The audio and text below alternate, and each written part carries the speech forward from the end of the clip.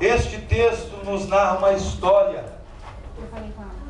de um homem cego e mendigo, filho de Timeu.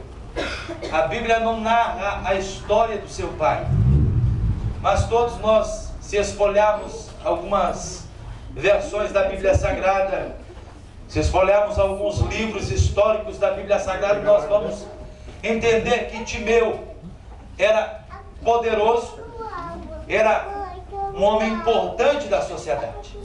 E a Bíblia Sagrada nos traz uma grande revelação, que toda pessoa que nascesse com uma deficiência, era maldição que vinha, maldição hereditária que vinha da sua família. E Timeu, a Bíblia Sagrada nos diz que Timeu abandona o seu filho à beira do caminho. Abandona o seu filho. A Bíblia fala que ele estava no caminho.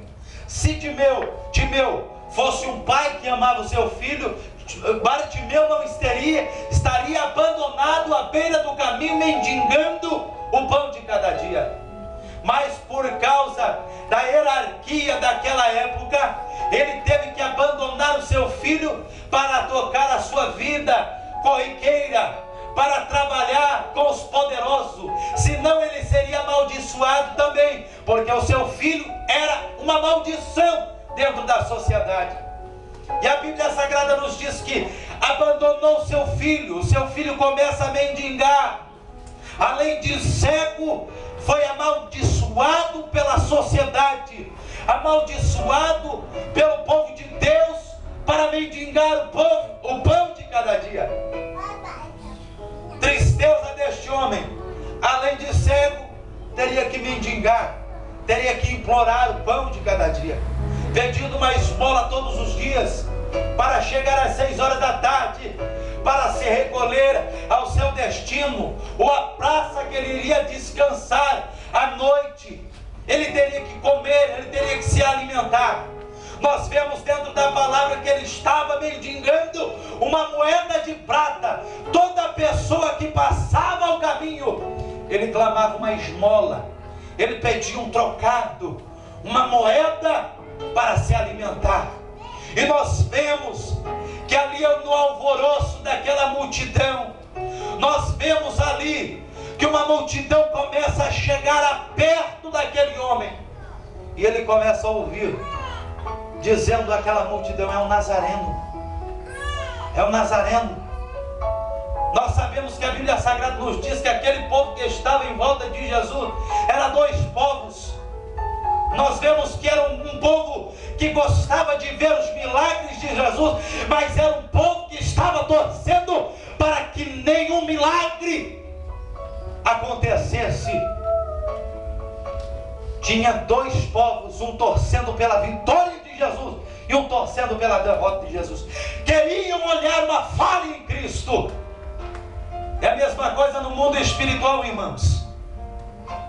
A igreja está torcendo pela tua vitória, a igreja está torcendo pelo teu milagre, a igreja está clamando a Deus para que Deus venha providenciar a porta aberta para a tua vida, para que o mundo espiritual venha abrir os seus olhos carnais e entender o mundo espiritual.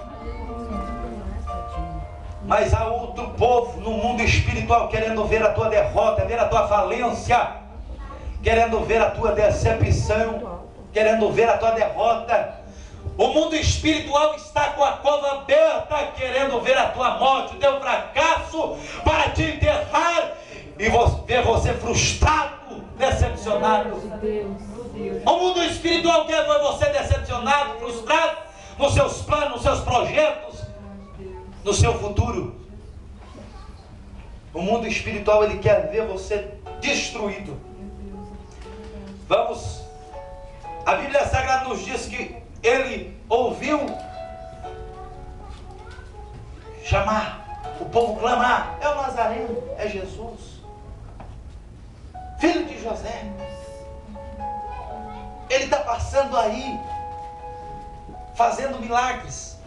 Entendo eu que ele lembrou do livro de Isaías, no capítulo 11 de Isaías, que disse que das raízes da geração de Davi, nasceria um que salvaria a humanidade. Mas todo mundo estava chamando Jesus como profeta. Todo mundo chamando, é só mais um profeta que saiu no nosso meio para fazer milagre. Mas a Bíblia Sagrada nos diz que ele começou a clamar no original, no latim. Original, clamar é pedir em alta voz, é gritar, pedir socorro, Senhor me ajuda. Clamar em alta voz. Todo mundo fala que os crentes são loucos, os crentes são malucos. Olha, são tudo doidos, são tudo malucos. Eles querem gritar em alta voz, procurando um milagre, procurando uma solução para o seu problema, procurando em Cristo. Está em Cristo a solução para o teu problema. O mundo muitas vezes está aí procurando em Buda, na feitiçaria, o milagre, no espiritismo, uma solução. Mas como a minha esposa contou aqui um testemunho, ela clamou ao Senhor para que o Senhor viesse fazer um milagre na minha vida. Ela clamou. Quando ela levantava para chorar, eu já estava na sala sentado, com a barriga toda cortada, 15 dias sem comer. Deu 30 dias, Marcos, sem me alimentar direito. Era 2 colheradas de alimento. Em 10 dias, 15 quilos emagreci. Mas eu estava chorando a Deus, não conseguia dormir. Eu não conseguia dormir mais de tanta dor que eu sentia. Mas eu clamei. A minha esposa levantava de madrugada clamando ao Senhor: Senhor, filho de Davi, tenha misericórdia de nós. Nós cremos em Ti, cremos e acreditamos que o Senhor pode fazer um milagre. Glória a Deus. Nós estamos aqui nesta noite, irmãos, acreditando não que Jesus é um profeta, não que Jesus é um simples profeta, mas nós estamos reconhecendo que Jesus, sendo filho de Davi, era herdeiro do trono. Então eu considero ele como rei de Davi. E o rei de Davi, o rei de Israel, o nosso Senhor, ele está presente aqui para fazer um milagre na minha e na sua vida. Basta você crer nesta noite. O cego acreditou que ele era rei, filho de Davi. Então, se é filho de Davi, é herdeiro do trono, ele é rei. E o povo dizendo que era blasfêmia. Aquele homem, cala a tua boca, você está blasfemando, ele é um profeta. Ele não é um filho de Davi. Se fosse o filho de Davi, ele não viria montado num jumento. Se ele via com uma coroa de príncipe, ou uma coroa de rei, montado num cavalo branco, e todo Jerusalém festejando. Mas a Bíblia Sagrada nos diz que ele veio montado num jumento. E o único dentro da Bíblia Sagrada que respeitou Jesus como rei foi este cego, que não conhecendo a sua vida, clamou dizendo: eu acredito, eu creio que Ele pode fazer um milagre na minha vida. Ele clamou em alta voz.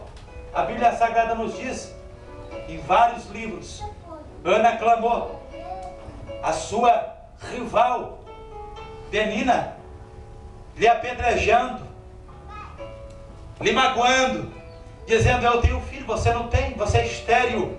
Mas ela colocou um propósito no seu coração: ah é? Tá bom, você é minha adversária, mas eu creio num Deus que pode fazer um milagre. Subiu até o templo e clamou ao Senhor Jeová, querendo um milagre, querendo uma resposta do Senhor. E o Senhor ouviu o clamor dela, como ouviu também o clamor de Jeremias, clamando Jeremias para que Deus viesse livrar o povo do cativo de Babilônia. O Senhor nesta noite quer ouvir o seu clamor, meu irmão. Aleluia. O Senhor quer ouvir o teu clamor, minha irmã. Glória a Deus. Aleluia. O Senhor quer ouvir a tua petição nesta noite. Qual é a tua necessidade?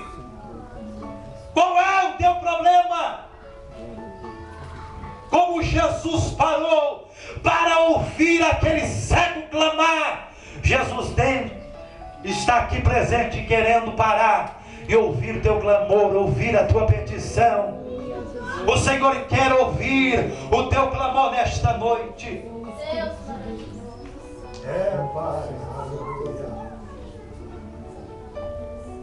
Filho de Davi, tenha misericórdia, tenha compaixão de mim. A Bíblia nos diz que Jesus mandou chamá-lo. Imediatamente ele se colocou de pé. E a Bíblia Sagrada nos traz algumas revelações e diz que aquela capa era uma maldição. Existia capa de linho fino que era para os reis, linho fino para os sacerdotes, e para os mendigos era uma capa que todo o pessoal, toda a população via de longe que era um mendigo. Era uma maldição que estava no lombo daquele homem. A primeira coisa que ele tira de si, lança de si a capa. Lançou de si a capa, crendo no milagre. Ele lançou a maldição da sua vida antes de receber o milagre. Ele tirou aquela túnica de si. Eu posso fazer uma conjectura aqui nessa noite. Ele na sua mente, já que toda a população de Israel, todo o povo de Jerusalém, todo o povo de Jericó me olha como mendigo, é a capa, o significado que eu sou mendigo, que eu sou miserável, que eu sou pobre, que eu sou maldito. Então eu vou tirar essa maldição da minha vida.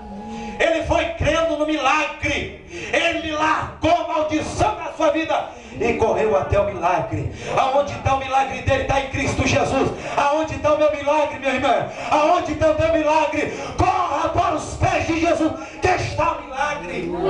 Está o teu milagre em Cristo. O seu milagre está em Jesus.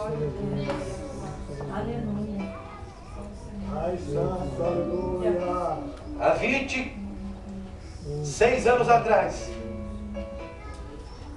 a minha mãe entrou dentro da igreja Assembleia de Deus e disse, entrou no corredor da igreja, uma senhora disse, aproximadamente 60 anos, levantou rodando, profetizando e disse, eis que tem um projeto na vida deste.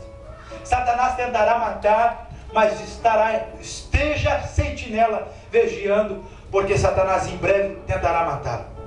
Passou-se 2 meses, eu tinha uma enfermidade de bronquite asmática, e toda noite a minha mãe sentava e dormia comigo numa cadeira, e eu tinha que dormir de pé, porque senão eu passava mal, e com minha própria respiração, eu me afogava e morria.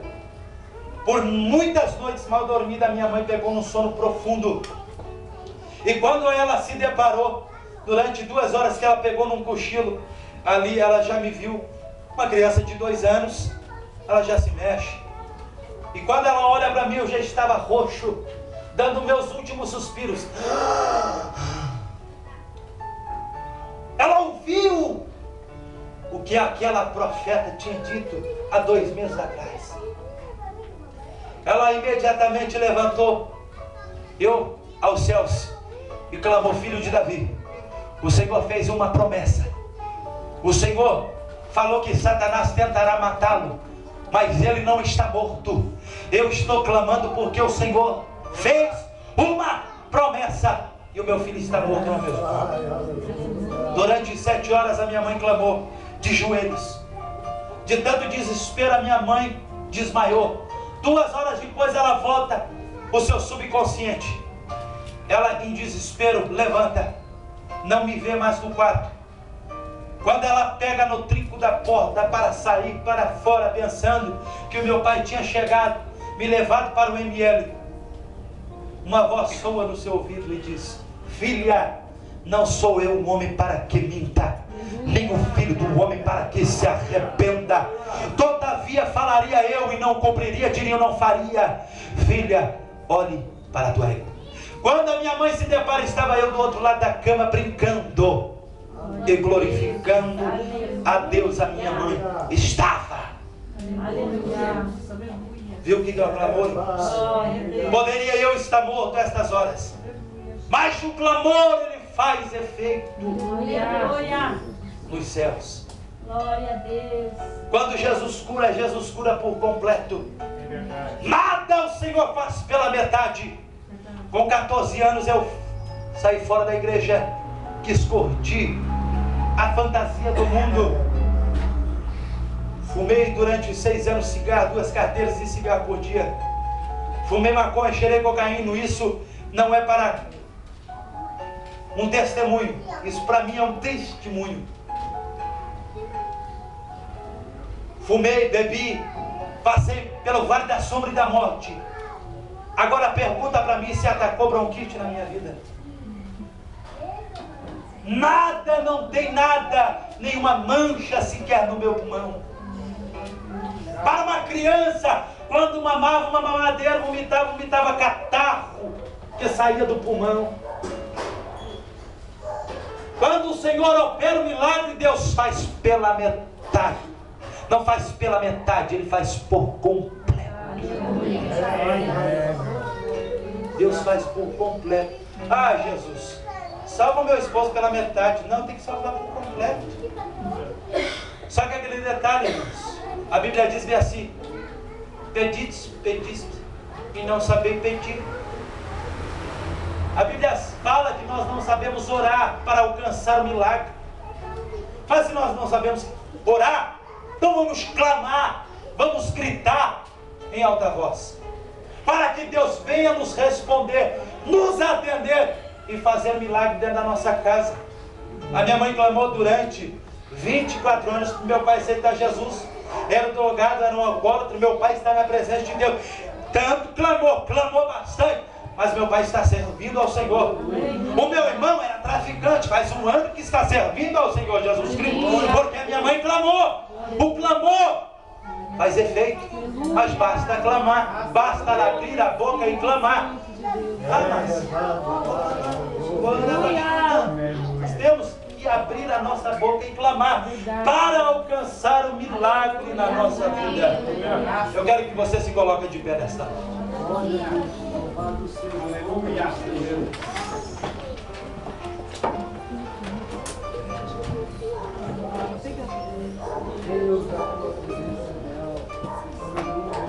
Quando o cego chegou à frente a Jesus, Jesus perguntou: o que queres que eu te faça?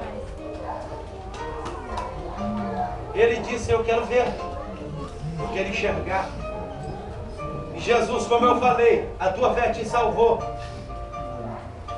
Quando ele tirou a capa de si, ou abrir a sua voz e clamar ao Senhor, ele acreditou, ele usou a fé para alcançar o milagre.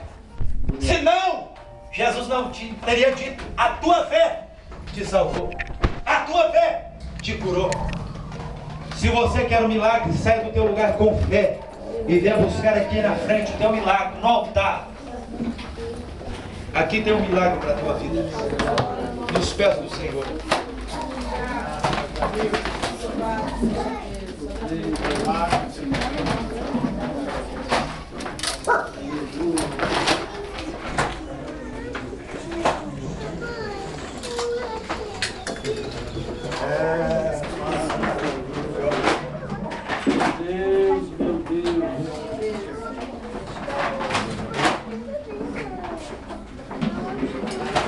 Milagre